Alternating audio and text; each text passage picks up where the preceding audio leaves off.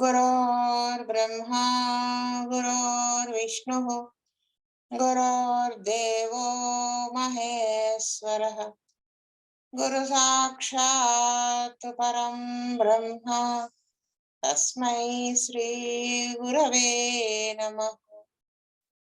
नमस्कारं मास्टर. नमस्कारं master EK. నమస్కారం మాస్టర్ ఎంఎన్. నమస్కారం మాస్టర్ విపిఎస్. నమస్కారం మాస్టర్ సివివి. నమస్కారం మాస్టర్ సివివి. నమస్కారం master CVV to your lotus feet. Master CVV నమస్కారం to your lotus feet. Vasudeva. Last class కి కంటిన్యూషన్ ససెప్టబిలిటీ అనే chapter. The repetition of dose is advised by many wise heads, but if we understand this doctrine, it will be clear to us that such a repetition of the dose is perfectly useless.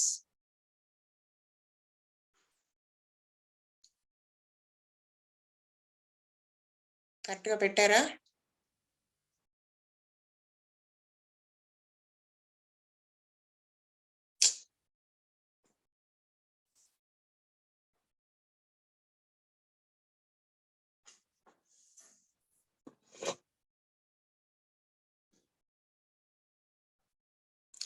అది అంటే ఈ repetition of the dose ఆయన చెప్పారు కదా, పైన మనకి చెప్పారు అనవసరంగా రిపిటేషన్ చేయకూడదు, చేస్తే ఏమవుతుంది అవి చెప్పారు కదా, అటువంటివి యూజ్లెస్ అని చెప్తున్నారు, అలా చేయకూడదని చెబుతున్నారు అనమాట. It is true that in vigorous robust subjects who have lightning like reaction the dose may be repeated and changes occur for the better if the remedy is not quite homeopathic to the case. But some are injured in this way because they are delicate subjects whose reaction is slow. The reaction is actually prevented by the repetition of the dose. That is the order we have tried to establish is actually prevented.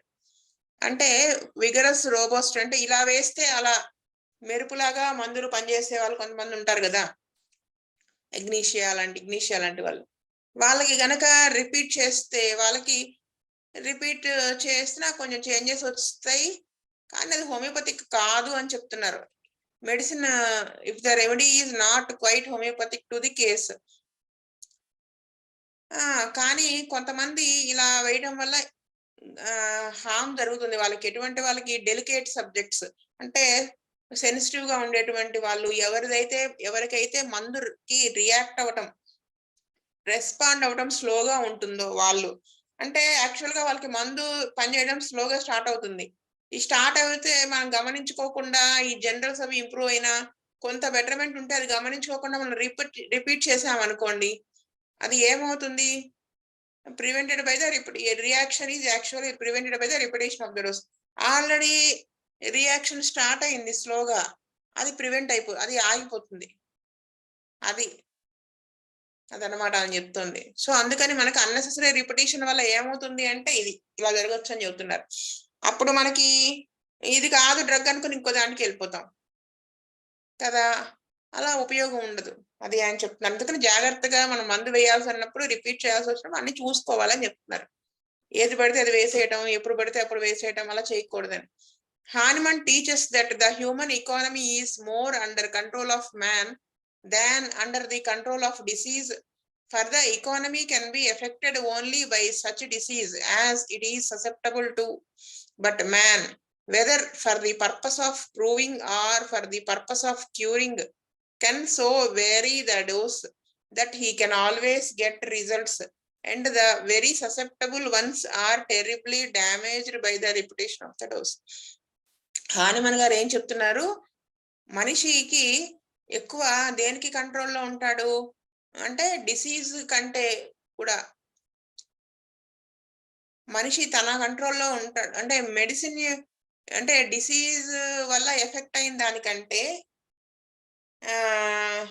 అంటే అందరికీ కూడా ఆ disease effect అవ్వకపోవచ్చు. అంటే Hahnemann teachers that human economy is more under control of man. అది మనిషి మానవ వ్యవస్థ అంటే మానవ జాతి అనేది దేని కంట్రోల్లో ఉంటుంది? మనిషి కంట్రోల్లో ఎక్కువ ఉంటుంది డిసీజ్ కంట్రోల్లో కంటే కూడా. ఎకానమీకి ఏమవుతుంది? ఎకానమీ దేని వల్ల ఎఫెక్ట్ అవ్వచ్చు? సచ్ డిసీజ్ అంటే ఎటువంటి డిసీజ్ తో ఎఫెక్ట్ అవ్వచ్చు అంటే అతనికి ససెప్టబుల్, అతను దేనికి ససెప్టబుల్ గా ఉన్నాడు, ఎంత మేరకు ససెప్టబుల్ గా ఉన్నాడు అంతవరకే మానవుడిని అది ఎఫెక్ట్ చేయగలుగుతుంది డిసీజ్.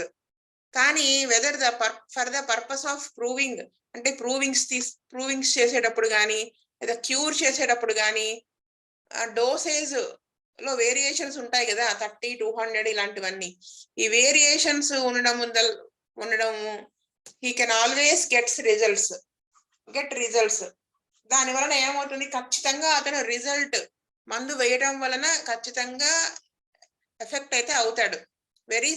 ఇది ఇంకా ఎవరిలో ఎక్కువ కనిపిస్తుంది అంటే వాళ్ళు ఎక్కువ డ్యామేజ్ అయ్యేది ఎవరిది వల్ల అంటే రిపిటేషన్ ఆఫ్ డోస్ వల్ల ఎవరు ఎక్కువ డ్యామేజ్ అవ్వబడతారు అంటే ఎవరైతే సెన్సిటివ్ గా ఉంటారు అంటే వెరీ ససెప్టబుల్, చాలా ససెప్టబుల్ గా ఉండేటువంటి వాళ్ళు విపరీతంగా డ్యామేజ్ అవుతుంది వాళ్ళ బాడీ.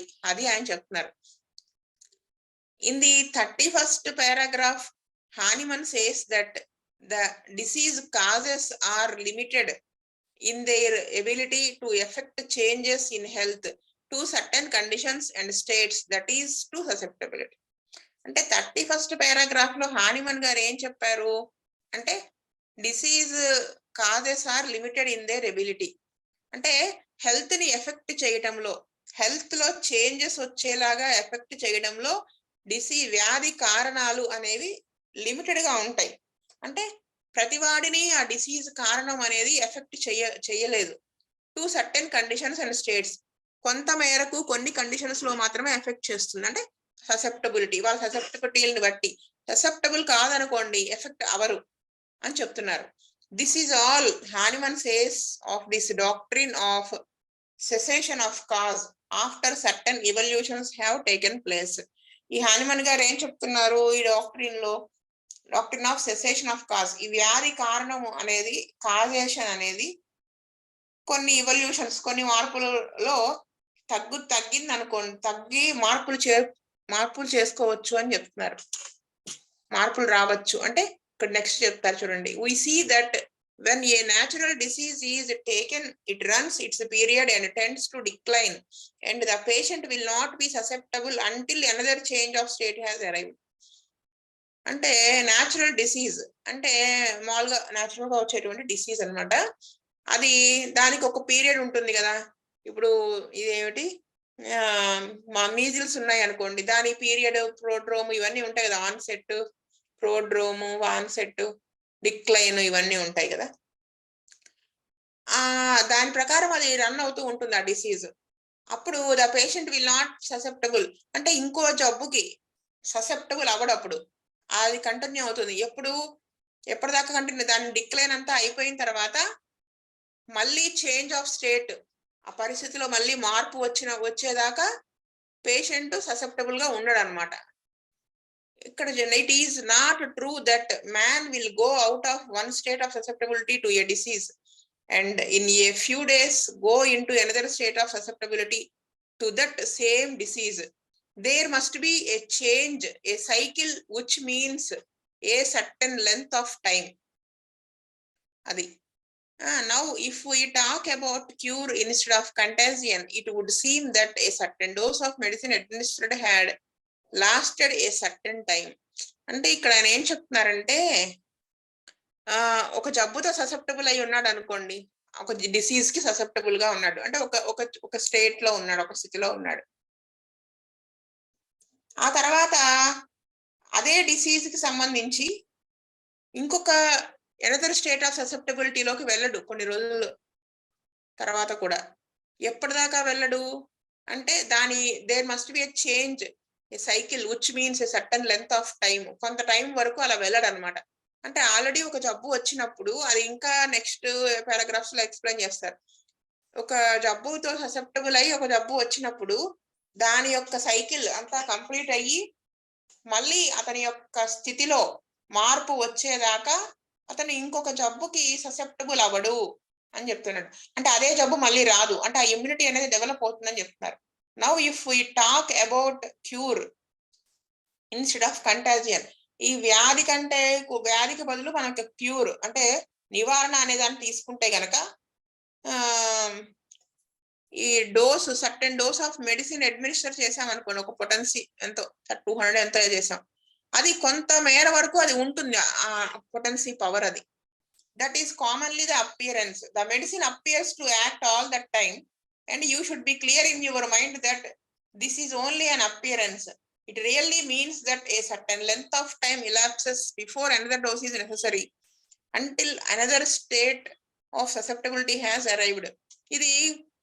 ఇది ఏం చేస్తుంది, మెడిసిన్ మనం వేసినప్పుడు పనిచేస్తుంది, కానీ ఒక సర్టెన్ టైం వరకు అది ఉంటుంది. ఈ మందు వేసాము, ఆ జబ్బు తగ్గిపోయే వరకు అది ఉంటుంది, తర్వాత అది ఆటోమేటిక్ గా ఎలాప్స్ అయిపోతుంది, వదిలిపోతుంది, గడిచిపోతుంది. ఇప్పుడు రియల్లీ అంటే ఎప్పటి వరకు అది అంటే ఇంకొక డోసు అవసరం అవటానికి ముందు ఇంకొక డోసు అవసరం అవుతుంది అనుకోండి. ఫర్ ఎగ్జాంపుల్ ఇప్పుడు మీరు బ్యాసిల్లమే 200 వేశారండి, మళ్ళీ బ్యాసిల్లం 200 అవసరం అవుతుంది అనుకోండి. అవసరం అవటానికి ముందు ఈ ఆల్రెడీ ఫస్ట్ డోస్ వేశారు కదా, అది పోతుంది, ఇంకా అది అంతవరకు పనిచేసి వదిలిపోతుంది. అంటే మళ్ళీ ఇంకొక స్టేట్ ఆఫ్ ససెప్టబిలిటీ అనేది అరైవ్ అవుతుంది, అంతే కదా. అప్పుడే మళ్ళీ ఇంకో డ్రగ్ అవసరము, ఇంకొక డోస్ అవసరం అవుతుంది. మీకు అర్థం కాకపోతే లాస్ట్ లో అడగండి, చెప్తా. So again we say whenever a medicine ceases to be homeopathic, it is of no use to administer that medicine any longer, as it will act on the patient only upon an artificial susceptibility. అంటే ఒక medicine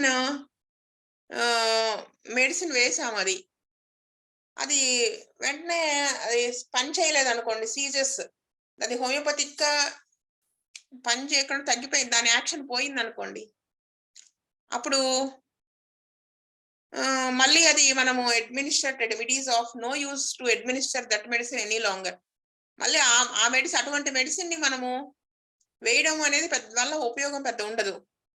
అది patient మీద అంటే correct గా patient యొక్క disease ససెప్టబిలిటీకి accurate గా fit అయ్యేలాగా పనిచేయదు, ఆర్టిఫిషియల్ ససెప్టబిలిటీ మీద పనిచేస్తుందని చెప్తున్నారు, పైన పనిచేస్తుంది.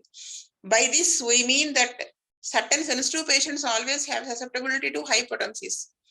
ఇక్కడ దీని అర్థం ఏంటి అంటే, కొంతమంది పేషెంట్స్ హయ్యర్ పొటెన్సీస్ వేస్తే దానికి వాళ్ళు ససెప్టబుల్ గా ఉంటారు, అంటే అవే మళ్ళీ డిసీజ్ సెన్సిటివ్ అయ్యి ఆ సిమ్టమ్స్ ప్రొడ్యూస్ అవ్వటం అది ఉంటుంది. అది అటువంటి వాళ్ళలో ఇలా మళ్ళీ రిపీట్ చేయడం, వెయిట్ చేయడం వల్ల ఉపయోగం ఉండదని చెప్తున్నారు. We have thus two things to deal with: the acute state created by the disease itself and the chronic state, which is natural state of the patient born unbiased. ఇక్కడ మనకి 2 విషయాలు ఉంటాయి. ఏంటి? ఒకటి acute condition, chronic condition. Acute condition అనేది దేని వల్ల వస్తుంది? Created by disease it self, వ్యాధి వలన వస్తుంది. క్రానిక్ స్టేట్ అనేది ఏంటి? పుట్టుకతో ఒక మయాజంతో పుట్టడం వలన వచ్చేటువంటి న్యాచురల్ గా ఉండేటువంటి స్థితి. అయితే now when in acute state the patient has satisfied the susceptibility to contagion, there is a period in which the disease cause can no longer operate upon him. He is immune against any further influx of disease cause. అయితే ఈ acute state acute condition లో వచ్చినప్పుడు ఆ వ్యాధికి, ఆ contagion కి, అంటువ్యాధి అంటారు, కంటాజియన్ అంటే అంటువ్యాధి, అక్యూట్ తరుణ వ్యాధి అన్నమాట. ఆ ససెప్టబిలిటీ సాటిస్ఫై అయింది అనుకోండి, వాడికి ఉన్న డిసీజ్ కాస్ కిను వచ్చిన డిసీజ్ ససెప్టబుల్ అయింది అనుకోండి, ఫిట్ అయింది అనుకోండి, అప్పుడు ఏమవుతుంది? అక్యూట్ కండిషన్ లో ఇంకా కరెక్ట్ గా ఫిట్ అయింది కాబట్టి ఆ డిసీజ్ కాజ్ అనేది can no longer operate upon him. అంటే ఇంకా కొత్త జబ్బుని అది రిసీవ్ చేసుకునే కెపాసిటీ ఉండదు, అది ముందు చెప్పుకున్నాం. నెక్స్ట్ ఫర్దర్ గా డిసీజ్ ఫ్లో అనేది లోపలికి ఉండదు అనమాట. He is immune against. అంటే ఫర్ ఎగ్జాంపుల్ ఇప్పుడు వాడికి చికెన్ పాక్సే వచ్చింది, మనం హోమియోపతిగా మందు వేసాము తగ్గింది. అదే హోమియోపతిగా మందు వేయడం కాదు, చికెన్ పాక్సే వచ్చింది, ససెప్టబుల్ గా ఉన్నాడు, వచ్చింది. పక్కన వాడికి రాలేదు, వీడికి వచ్చింది. ఎందుకంటే వీడు ససెప్టబుల్ కాబట్టి వచ్చింది. వచ్చినప్పుడు నెక్స్ట్ మళ్ళీ ఇంకొకసారి వెళ్ళి ఆ చికెన్ పాక్స్ వాడి దగ్గర ఉన్నా నెక్స్ట్ టైం అది రాదు, ఎందుకంటే ఈ ససెప్టబిలిటీ సాటిస్ఫై అయిపోయి ఉంది కదా.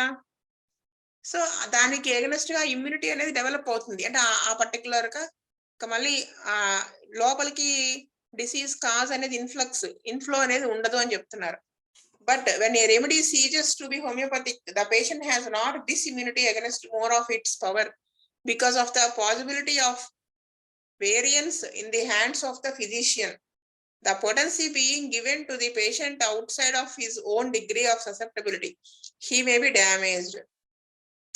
అదే మనము మెడిసిన్ గనక వేసాము, దాని యాక్షన్ అది కంప్లీట్ అయ్యి దాని పవర్ తగ్గిపోయింది, మనిషిలో లేదు, ఇంకా బాడీలో లేదనుకో.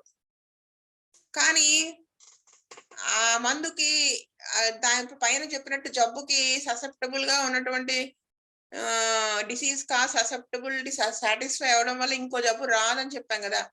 అలా ఇప్పుడు మందు వేసాం కాబట్టి ఆ ససెప్టబుల్ ఎంతవరకు మెడిసిన్ కి ససెప్టబుల్ అంత పవర్ వేసాక మళ్ళీ అది మనం రిపీట్ చేస్తే అది మళ్ళీ దాని మీద పనిచేయదు, అంటే ఇన్ఫ్లో ఉండదు అంటానికి లేదు.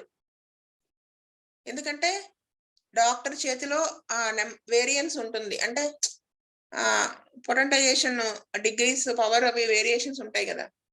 అంటే ఆ పొటెన్సీ ఇచ్చినప్పుడు to the patient out side of his own, అది పేషెంట్ ససెప్టబిలిటీకి సంబంధం లేకుండా ఇస్తే ఏమవుతుంది, అది డ్యామేజ్ చేయబడుతుంది, డ్యామేజ్ అవుతాడు patient. 33rd aphorism.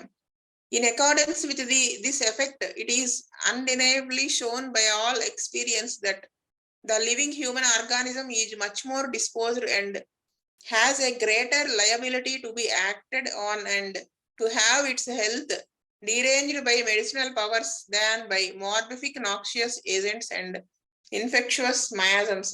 Or in other words, that the morbific noxious agents possess a power of morbidity deranging man's health that is subordinate and conditional, often very conditional, whilst medicinal agents have an absolute unconditional power greatly superior to the former.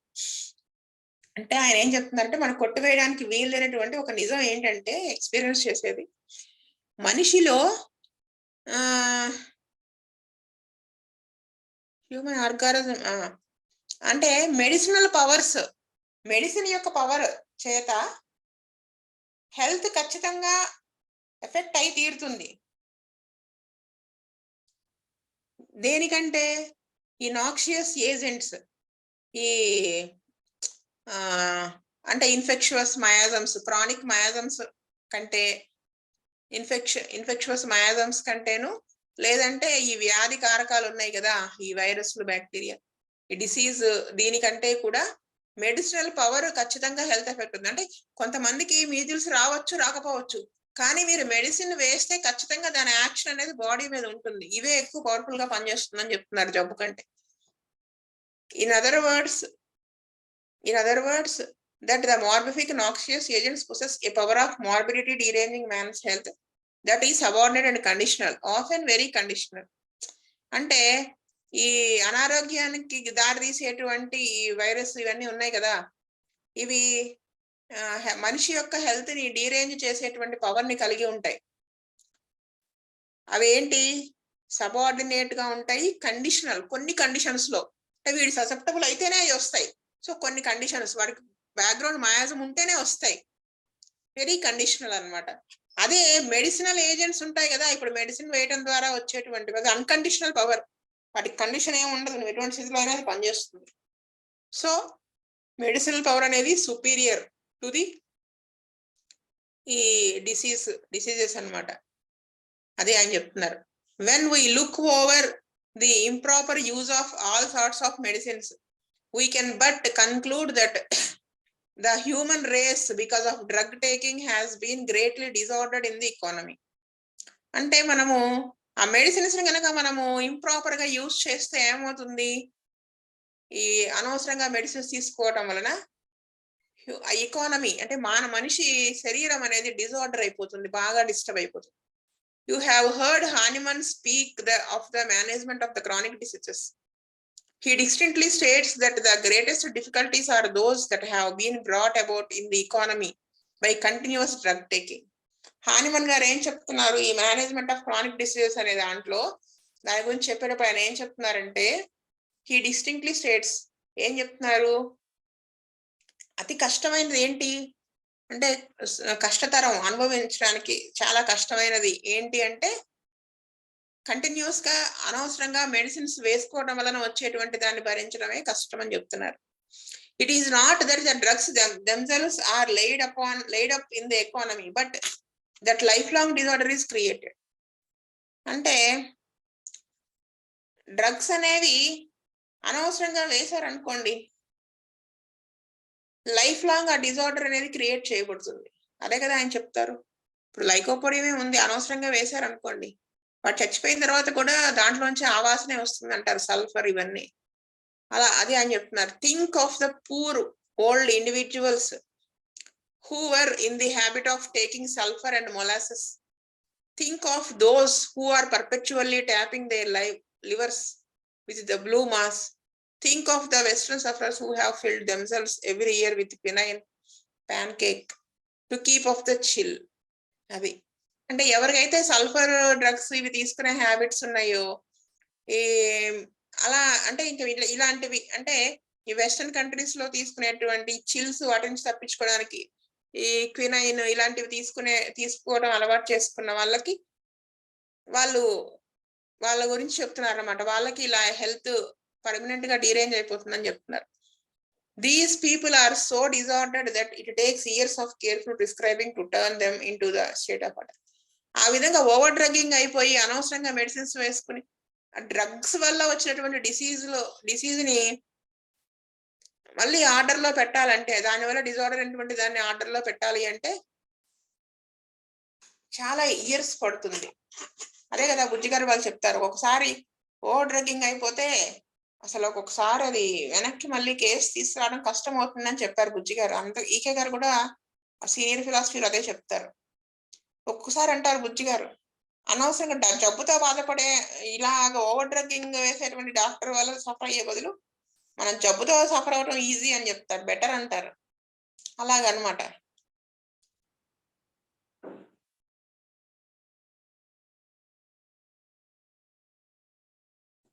So నేను ఇక్కడికి class ఆపుతాను, next నేను రేపు చెప్తాను. స్వస్తి ప్రజాభ్యః పరిపాలయంతాం న్యాయేన మార్గేణ మహీమహీస గోబ్రాహ్మణేభ్యః శుభమస్తు నిత్యం. లోకా సమస్తా సుఖినో భవంతు. లోకా సమస్తా సుఖినో భవంతు. లోకా సమస్తా సుఖినో భవంతు. ఓం శాంతి శాంతి శాంతి. వాసుదేవ వాసుదేవ వాసుదేవ.